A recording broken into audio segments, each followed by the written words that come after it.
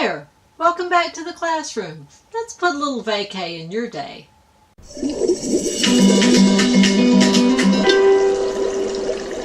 Today's vacay Q&A comes from Sasha in Vermont. Sasha says, "Hi Miss Kears." Hi Sasha. After reading the chapter on learning, I've realized that I struggle with monkey mind almost every night. I'm constantly changing tracks from one train of thought to another. At one point, I even tried medication, but it did no good. I'm pretty sure the reason I'm so scattered during the day is because I'm not sleeping well at night. What can I do to cage the monkey? He is driving me crazy. Well, Sasha, you are dealing with a very common problem, and there are things we can do to cage that monkey.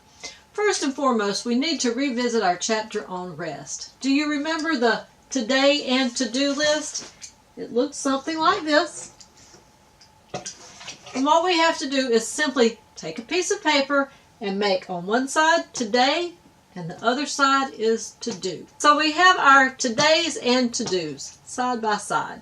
And on the today side, we list all the things that happened today that might give us trouble during the night. If we had an altercation at work, if something went wrong during the day, if one of the children has a cold, whatever it may be, we list it here on the today side. Things that happened today that might keep us awake tonight. And then on the to-do side, we list everything that we can think of that is coming down the pike at us either tomorrow or at some point in the future. Like you probably read in the text, I have woken up in January and remembered the dog had to go to the vet in April. But if I had not gotten up and written it down on my to-do list, I would have fretted about it all night. Because in the dark quiet of the night, even though it's months away, you just can't stop that chatter. That monkey gets a hold of it and he will not let go. The only way to pry it out of his grasp is to get up and write it down on your to-do list. Even if it seems silly, it's still better to get it out of your head and get it down on some sort of list. So make your todays and your to-dos before bed, and then put this to-do list where you can get to it easily if you wake up at night fretting about something.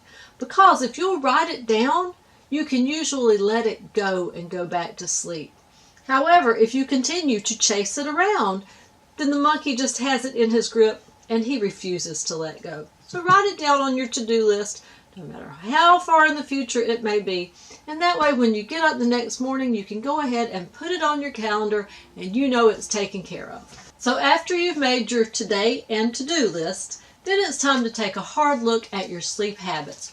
What is happening in your life right around the time that you go to bed? So first of all, of course, looking at electronics right before bed stimulates your brain in such a way that it makes it very hard to go to sleep. So shut off the electronics at least an hour before bed and try to bring your energy level down.